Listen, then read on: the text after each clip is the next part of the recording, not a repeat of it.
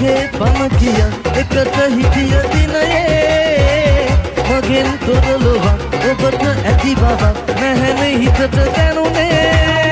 ඊළඟ ඔබම හිමි නැතිනම් මගේ සෙනෙහි අදුනම් නැවත ඔබ හා සසරේ මතුදා එක් වෙන්න දින කරිනා මගේ හිත සොයා දවසක හොයා යලි එන්න නෑ තරහා යන තැනක ඉන්න සෑමතා සතුටින් නොයා මතු දිනක මා වගේ ඔබත් රැවටෙන්න එපා